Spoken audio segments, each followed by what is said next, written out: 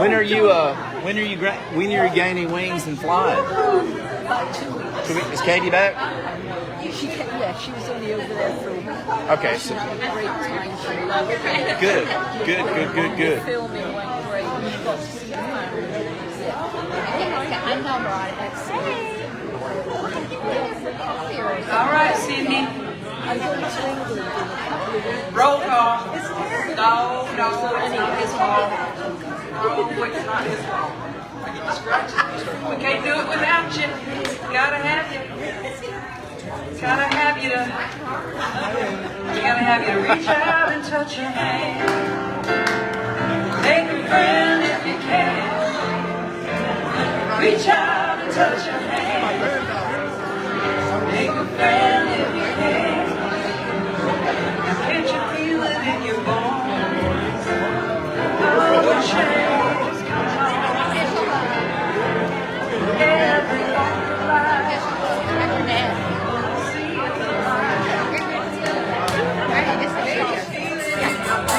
now. What I gotta do? New thing is taking shape.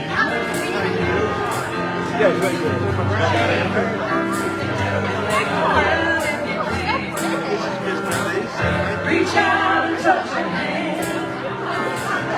Make a friend if you can. Reach out and touch your hand. Make a friend if you can.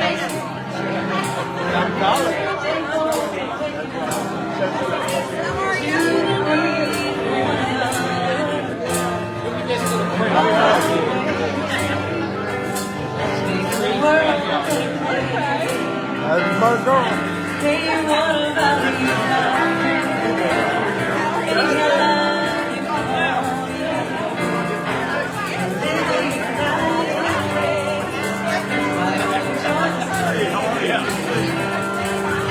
Reach out and touch your hand.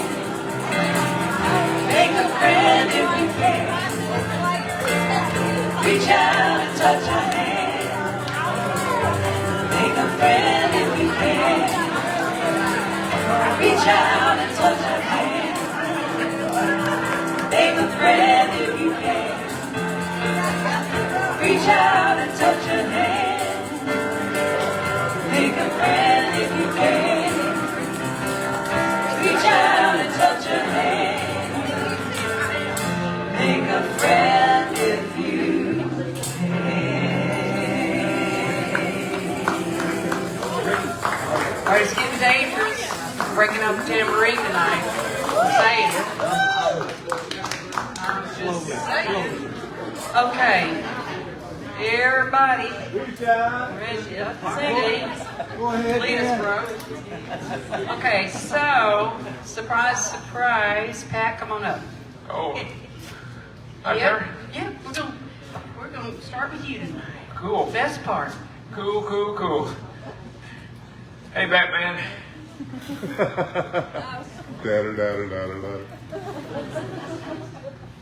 You're not Batwoman, but your shirt matches his cap.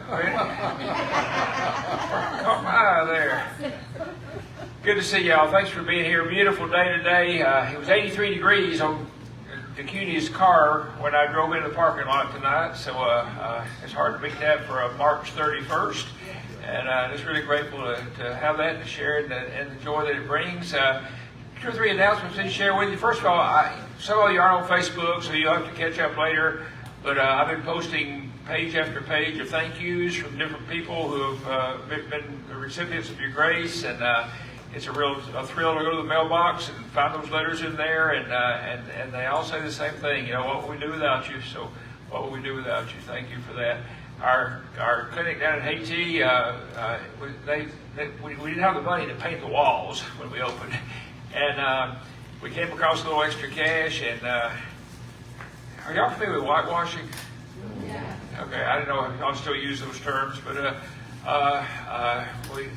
as soon as the clinic closed last Friday, they flew in there, whitewashed all the interior walls, and turned it into a really sparkling, clean, welcoming environment. So grateful that came about. Let's see. Anyway, thank you for your help to the tip bucket and all the ways it manifests itself. please write this down, and all of you at least once this week, text Rebecca Lee. We will not be meeting next Tuesday night. Or Thursday night. Definitely not Thursday. Yeah. Or maybe we should. No. The place got booked out from under us next week, so we won't be meeting. So 2 weeks from tonight's next time we'll gather. So I'm gonna miss seeing you, but some things we can't control. So go with that flow. In our midst tonight is one of my oldest, dearest, most delightful friends on the face of the earth. We've done mission trips all over the Southeast, and she's a joy to behold, and that's Patty Rhodes. Patty, raise your hand. Yeah. I love Patty Rhodes. It's good of her to bring the kids to church tonight, too. Thank you for that, Patty. I'm advertising for Taco Mama tonight on one level, but I'm also advertising for kindness on the other. You can't go wrong with either one, so go with that how you will. Here comes Heather. Everybody, when I give you the cue, everybody applaud, okay? She's doing her best to get here. She's doing her best to get here. Heather! She's giving you the sign.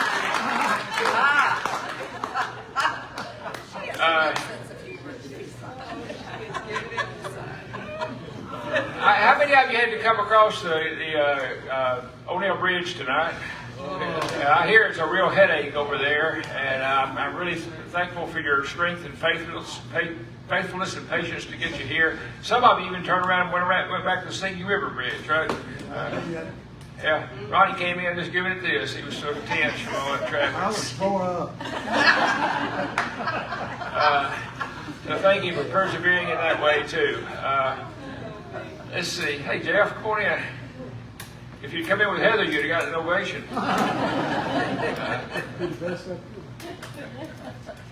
Let's see. In our prayers, a few things we want to hold out.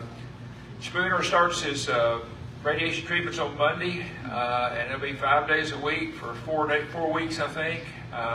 So it's going to be very taxing on him, but he's asked for our prayers, and we're certainly going to offer those. We want a prayer of praise for Jan Hanna's gymnastics team. They won the state championship this weekend. They're going to change Jen's name to Bella Caroli. Is that guy's name? I even said it right? Cool. Way to go, Jan. Let's see, Don Wilson and Levon, they're in New York right now.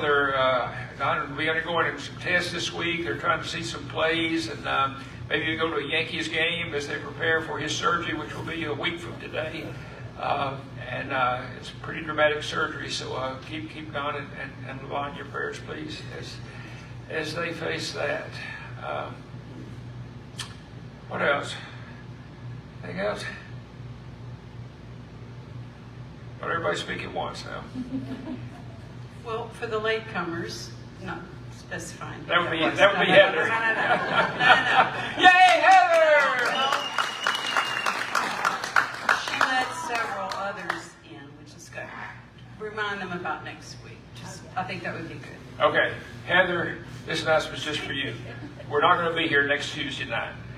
Okay, not at 5:30, not at 5:40, not at 5:45.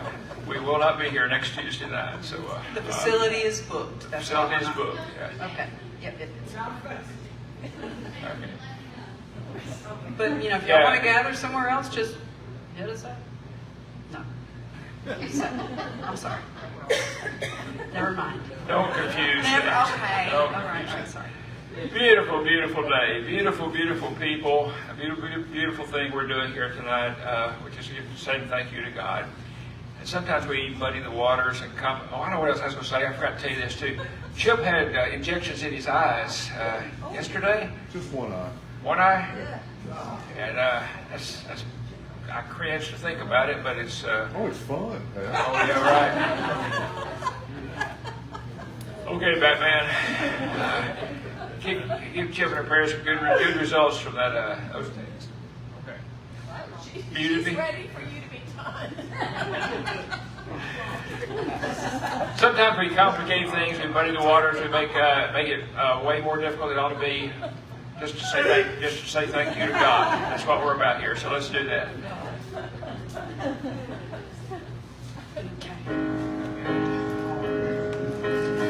I would just say, imagine what it was like when Jesus came into that village. People were anxiously awaiting him, and the news was just spreading. We could just visit that moment through this song. It's a beautiful thing. Come and see, come and see, come and see a man from heaven. Come and see and hear him speak. He has seen the face of God. Come and see, come and see this Jesus of Nazareth. Come and see the one that we have heard of all our lives. A voice crying in the wilderness, a voice from the sky, loud and clear, a still small voice deep inside, and a voice still ringing in my ear, saying, come with me, come with me. I will show you my Father. Follow me, and you will see the heavens open wide.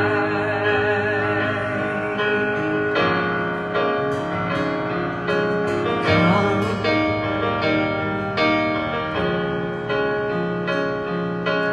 come and see, come and see, come see this man from heaven.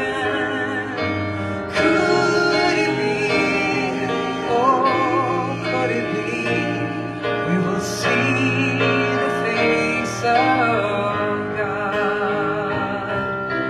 Could it be, oh, could it be, we will see the face of God?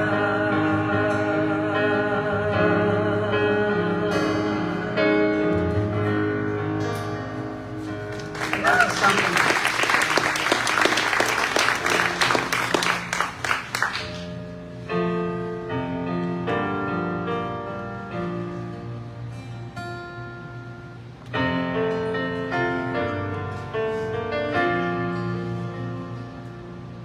See my hands and look at my feet. It's okay if it's hard to believe.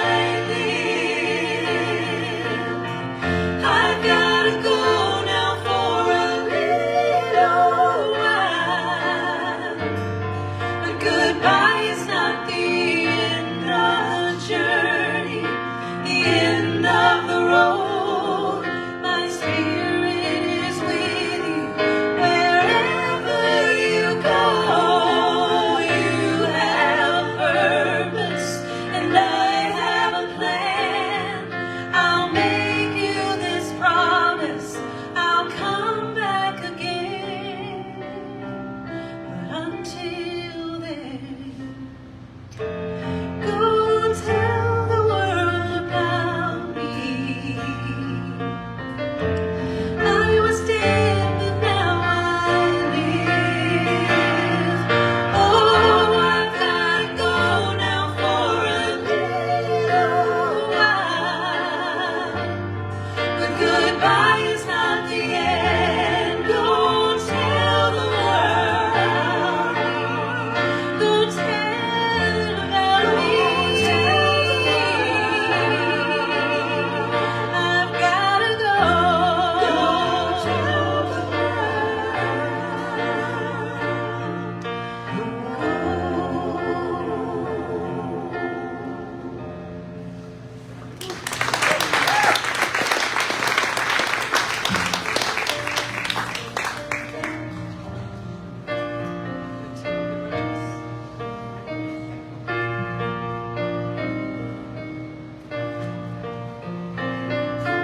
How could I describe my Lord?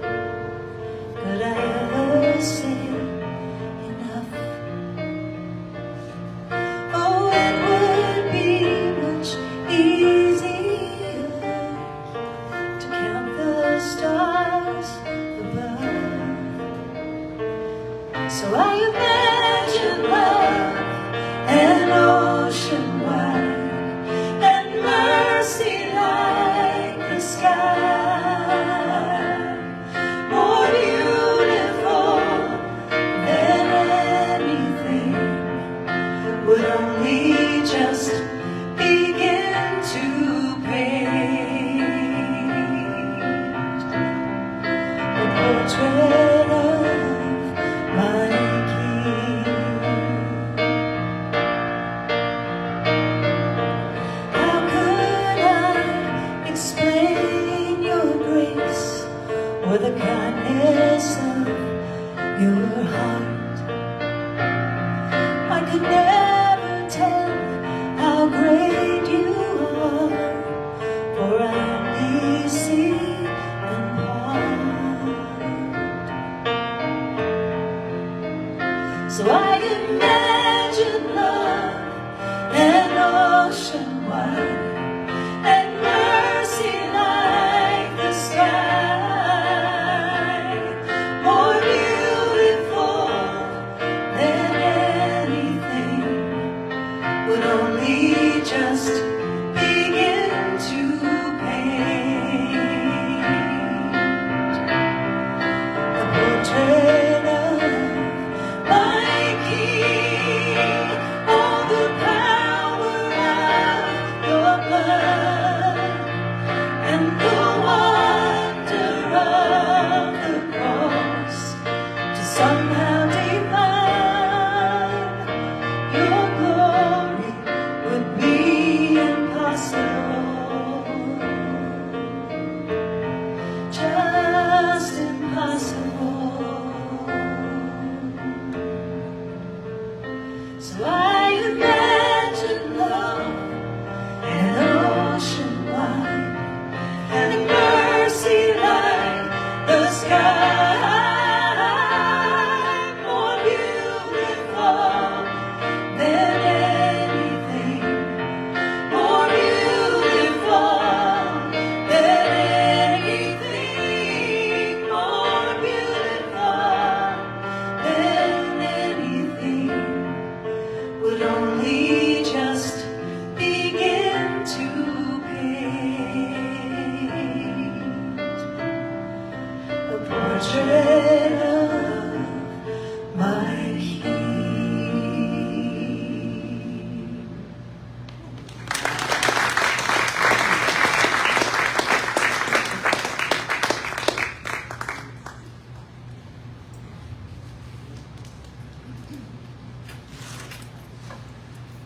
I could go a week without preaching, teaching, whatever it is I do, but I don't know if I can go a week without hearing these people do this music. Reese, Cindy, Meredith, Nate, whoever, y'all are such a blessing to us, and we're so thankful. So thankful. Tell her about Jan's gymnastics team winning the state championship.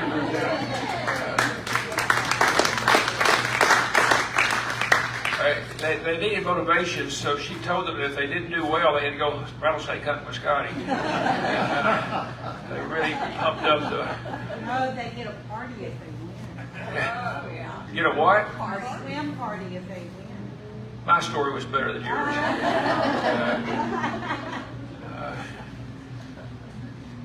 Our crowd is down a little bit tonight. I'm grateful you're here. I'm glad to see this front row full, and the 2 back rows are full. we got a war between the Catholics and the Baptists here. What's going on? As Maria mentioned there, leading into one of the songs, Sunday was Palm Sunday on the church calendar, and y'all are all familiar with the story. It takes a slightly different turn in all the Gospels, but Matthew, Mark, and Luke, and all 3 of those Gospels, they come from Bethany and Bethphage, which is, by the way, is where Mary, Martha, and Lazarus lived, and they had a story that followed them from that house, of course, and a crowd heard they were coming, and Jesus sent out 2 of the disciples to get him a donkey to ride on.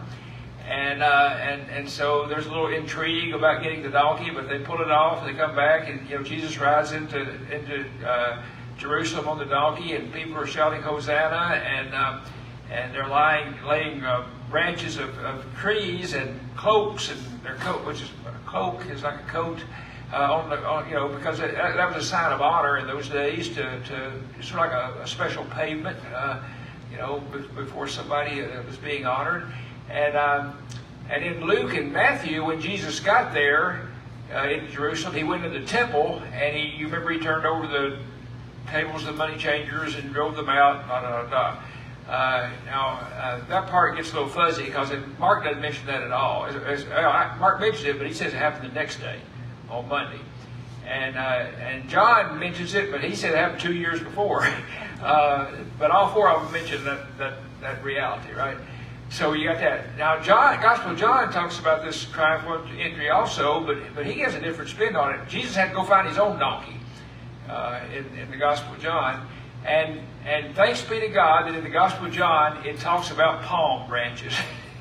Where would we be in the church if we didn't have a mention of palm branches? So we could call it Palm Sunday, and make little kids parade up in front of everybody, waving their palm branches, and not that kind of palm. Axel, give me a break. And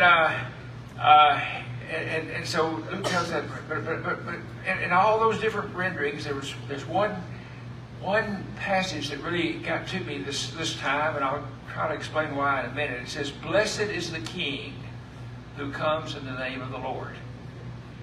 Did I mention that Sunday was Palm Sunday, and this is one of the readings that goes with that day, and blessed is the King. And what happened on Saturday? Anybody remember? All of America erupted with no kings, right?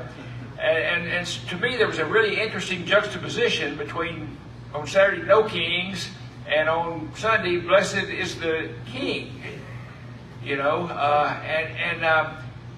I've really been agonizing really over this, because I know I'm going to say some things tonight that are going to hurt your feelings. I just can't help it, okay? I just can't help it. It's got to be done. Because that whole no kings thing took place in what's called a political environment, okay? If you hadn't noticed, we are deep in a political environment. And in that environment, there's the strangest thing going on.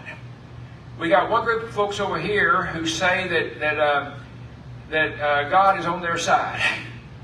Let's call them Republicans or something, okay? And we got another group of folks over here who say that God is on their side. We'll call them Democrats, just for the sake of argument, okay? And just as sure as an issue comes up on this side and they say God is on our side, guess what the other people are saying? God's on our side. And in that environment, there's this enormous tension that exists in our world, this stress level that's almost unimaginable, this bombardment, is that a word? With with ideas and intentions and accusations and threats and all kind of things are going on in the world around us. And I don't know about you, but I have to turn it off or I go crazy. And having said that, with this group of folks over here saying God says this, and this group of folks over here saying God says this, and frequently it's the same thing, same topic, I decided to do a little Bible study. Now, I don't know if you agree with me, but somehow, on some level, the Bible is supposed to be authoritative for us. I don't know where you fit on that argument or how you understand it, but I think all of us on some level understand that the Bible is supposed to be authoritative for us. And I want to tell you, I'm not the brightest light on the tree. I think I talked about that not too many weeks ago, didn't I? And when they flip the switch, sometimes I don't light up at all. It's just my reality these days. Well, it's been my reality all my life, but especially these days. And I want to confess that up front. And if any of you can prove me wrong, I hope you'll do it. I hope you'll raise your hand and I say, no, Pat, you're absolutely wrong. And here's why. I read the Bible. Particularly this week, I read all the Gospels. Every word of Matthew, Mark, Luke, and John. For those of you think that's hard, it took about an hour. It's not a huge undertaking. And I read every word, paying particular attention to what Jesus said. Or it was what Jesus was recorded as having said. And I know you're not going to believe this. I know it's going to hurt your feelings. I know you're going to turn me off and maybe never come back again. But not once did he say a word about Democrats or Republicans. Not once. It's like we are pretty good at putting words in Jesus' mouth. And they're frequently our words.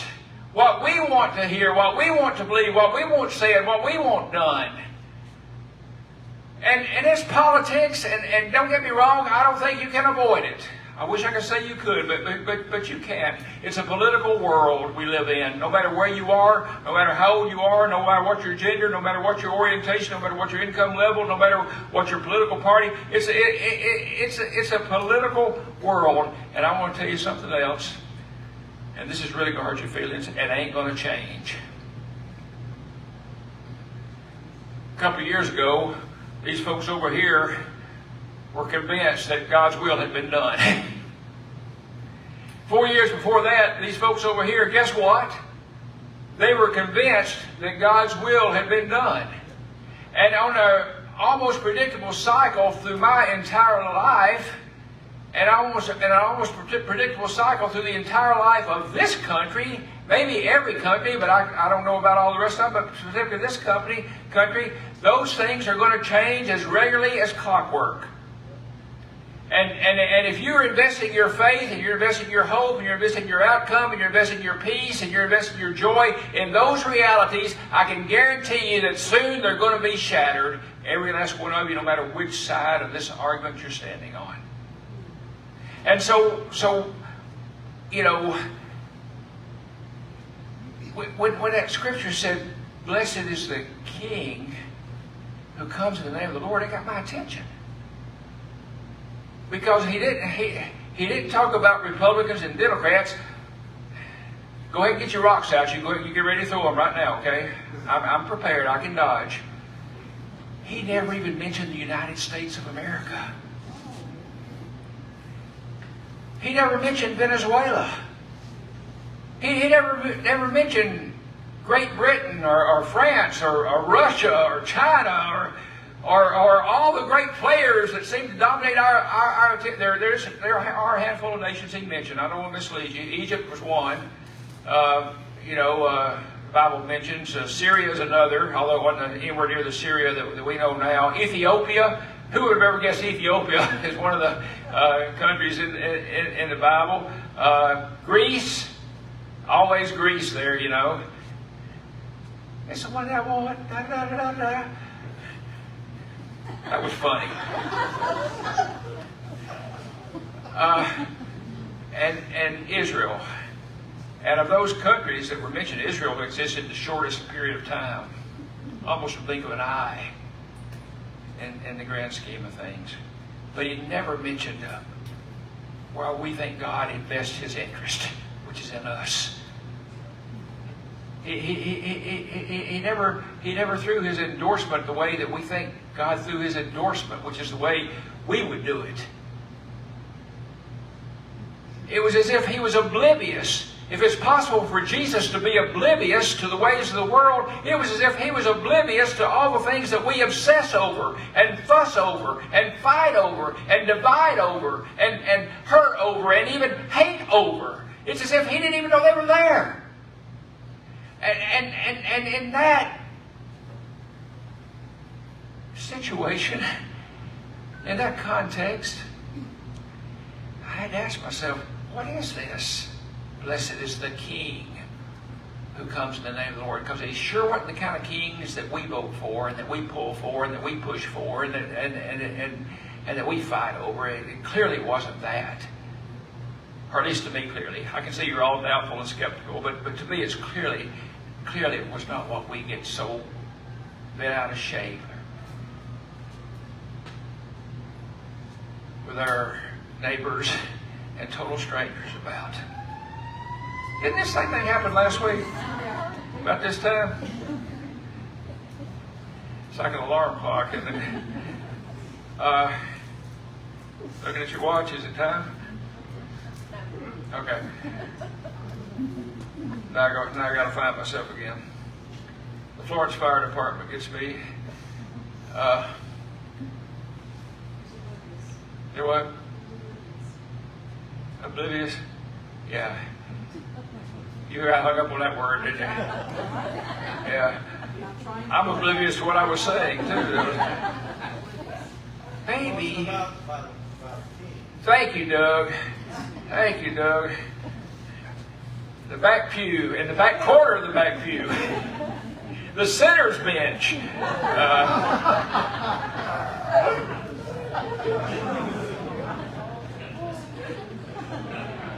Come back, Terry. You're an honorary member.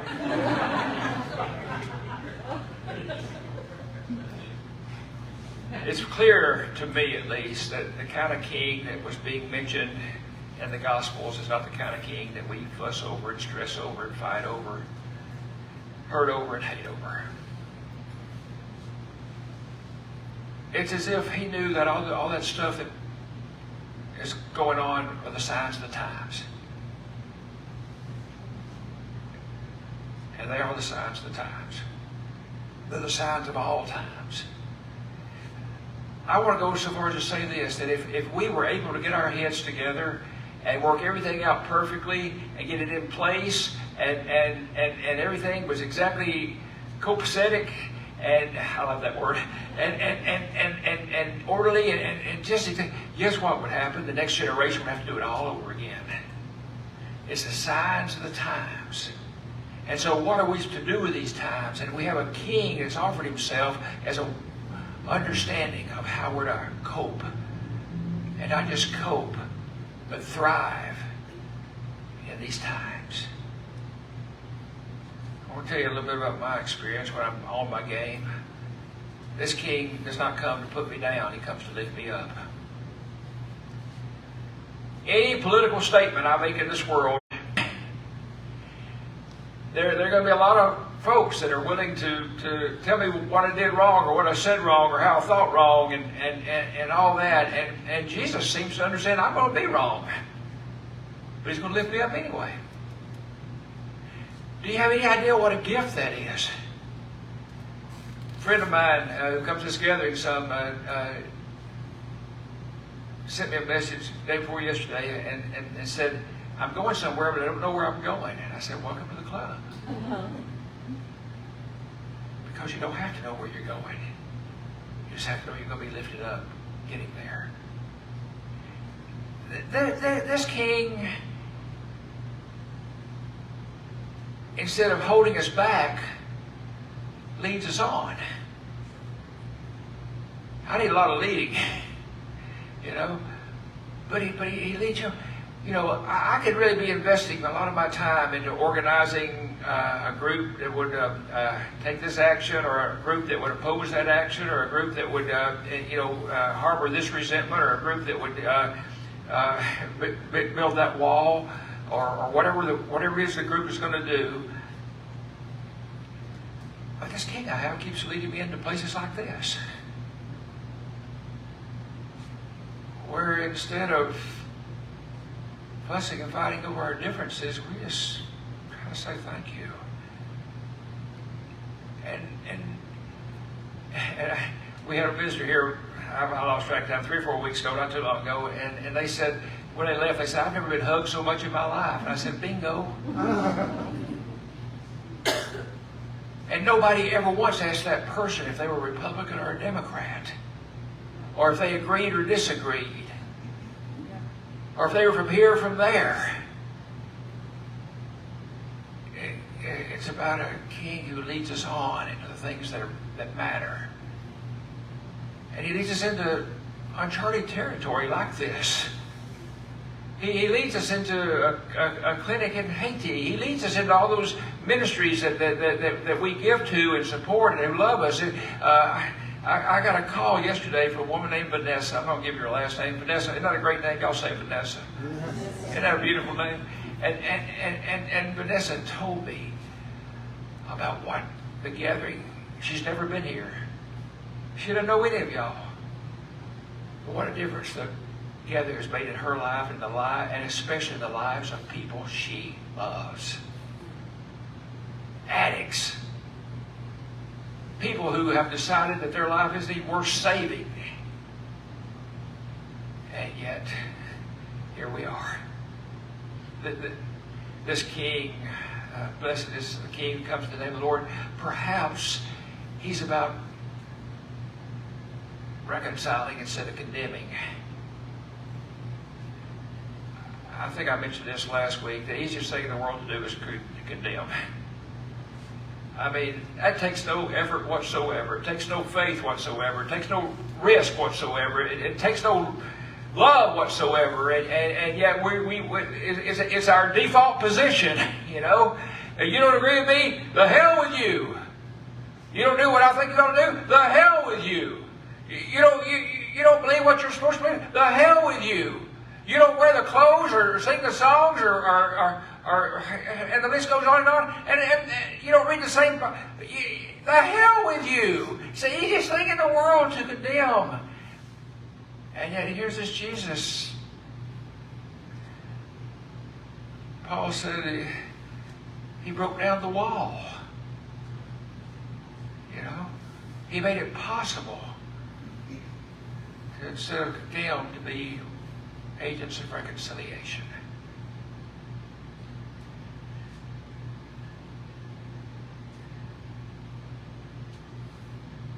I can speak to that personally.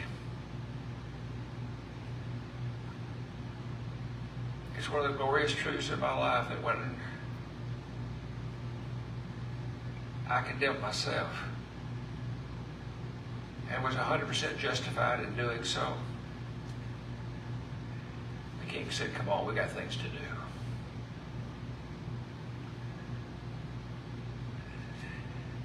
This king could have called us servant, but he called us friend. He didn't expect us to clean up his messes. Thank God he doesn't make any. And he didn't expect us to focus on the language of our tongue or the thoughts of our head or even the beating of our hearts. He doesn't expect us to get the doctrine right. He doesn't expect us to have the theology that is the theology of all theologies. This king who comes in the name of the Lord just wants to hang. It's the most remarkable thing I've ever heard of in my life.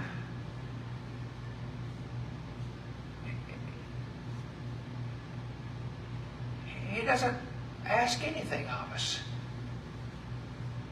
It's called grace. We're really good at that too, you know. We talk about grace and then immediately say, well, here's what you got to do to earn the grace. And don't even recognize what a contradiction that is. You know? It's called grace. Without me ever asking, without even knowing I needed to ask, without me knowing there's any options, the King is there, just wanting to hang. He even hung on a cross, which is the most dramatic thing of all this journey I've been on this week. I can't think of any of the other kings who would hang on a cross for me. I can't think of any other kings that would take the risk of faith that cross was for me. There's something different about this king, you see.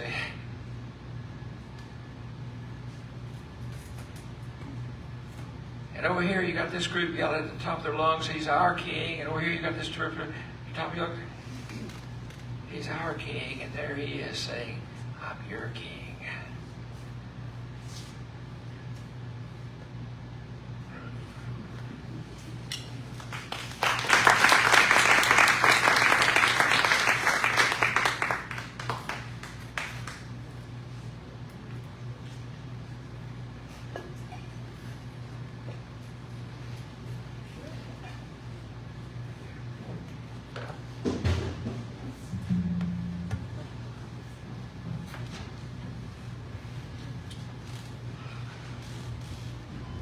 Thank you, brother.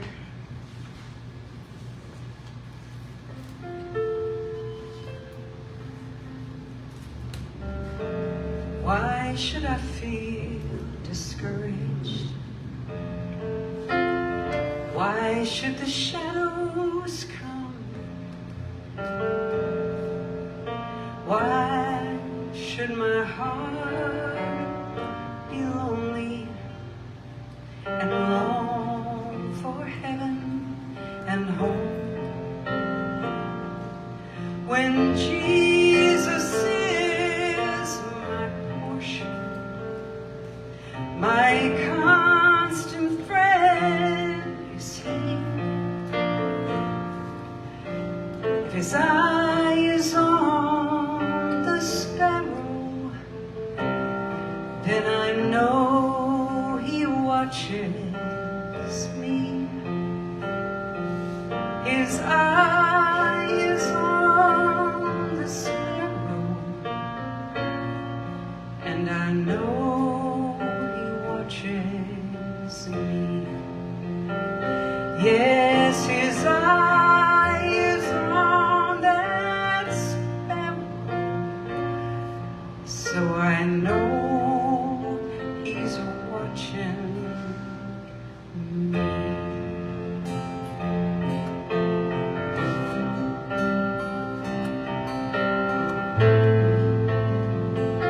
I woke up to this. God is a safe house for the battered, a sanctuary during bad times. The moment you arrive, you relaxed, and you're sorry you're not. Rest, take a breath, push aside the noise and feel the air inside your chest. Blessed, my child, you're blessed. Fall into the arms of God and rest your weary head just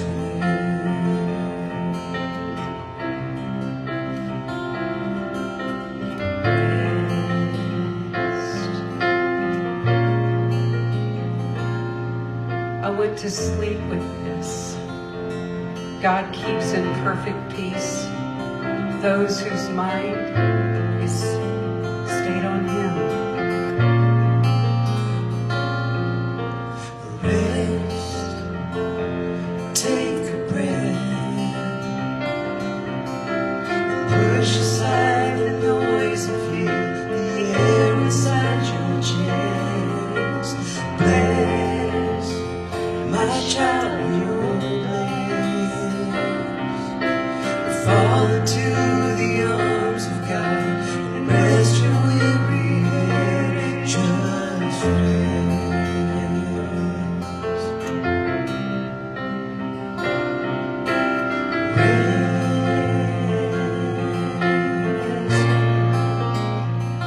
said to myself, relax and rest. Soul, you've been rescued from the depth. Eyes, you've been rescued from tears. Relax and rest. Fall into the arms of God and rest your weary head. Just rest. Rest in the arms of God.